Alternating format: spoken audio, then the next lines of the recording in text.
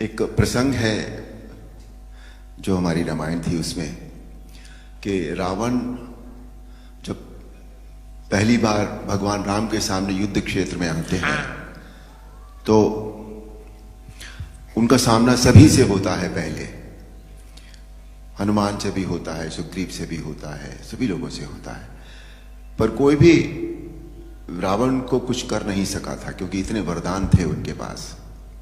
पर संध्या होते होते जब वो भगवान राम के सामने जा पहुंचे तो भगवान राम ने उनके रथ का पहिया, उनकी ध्वजा रथ की, उनकी खड़क, सभी कुछ तहस नहस कर दिया।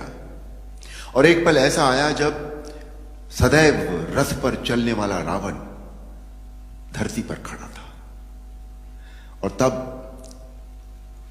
भगवान राम ने उनसे जो कहा वो प्रस्तुत है। वाह रावण वाह, भगवान शिव के त्रिशूल की भांति प्रचंड वायुपुत्र हनुमान की मुष्टिका का प्रहार तुमने सह लिया।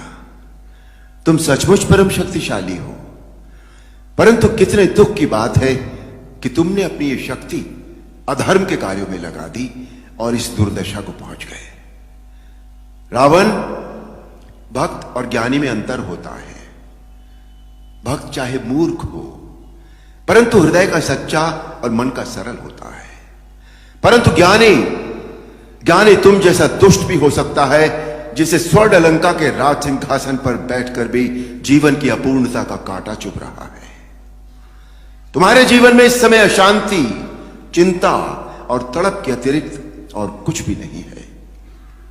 तुम्हारे जैसे हर दुराचारी को एक समय इस बात का आभास हो जाता है कि उसका अंत समय निकट आ गया है और तब वो एक घायल सांप की भांति अपनी सुरक्षा की बिल ढूंढता फिरता है, लेकिन उसे कहीं सुरक्षा नहीं मिलती।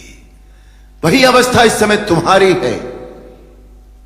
तुम्हारे पाप कर्मों के विष के प्रभाव ने तुम्हारे मन की शांति को जला दिया है और तुम उस पाप के विषैले कांटे की चुभन को छुपाने के लिए ऊंची ऊंची आवाज में बड़ी बड़ी डींगे मार रहे हो जिन्हें तुम्हारा अपना मन भी सच नहीं मानता।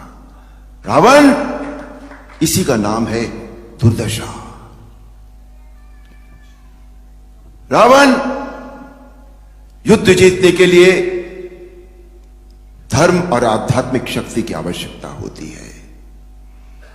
पाश्विक बल और अस्त्र शस्त्रों की गिनती से युद्ध नहीं जीते जाते। तुमने एक समय लक्ष्मण से कहा था कि तुम्हारे यहां कोई नीति, न धर्म की नीति होती है न युद्ध की नीति होती है, परंतु हमारे यहां युद्ध का भी एक धर्म होता है। हम निहत्थे शस्त्रहीन शत्रु पर कभी वार नहीं करते। यह है रघुवंशियों की वीरता। तुम इस समय अपमानित अवस्था में, शस्त्रहीन अवस्था में केवल शत्रु की दया के कारण जीवित हो, इसी का नाम है दुर्दशा। अब जाओ, कल फिर शस्त्र लेकर आना और अगले दिन हम सब जानते हैं, आप सब जानते हैं, अन्याय पर न्याय की जीत हुई, अधर्म पर धर्म की जीत हुई, अनीति पर नीति की जीत हुई और असत्य पर सत्य की जीत हुई। बोल सियापति रामचंद्र की जय।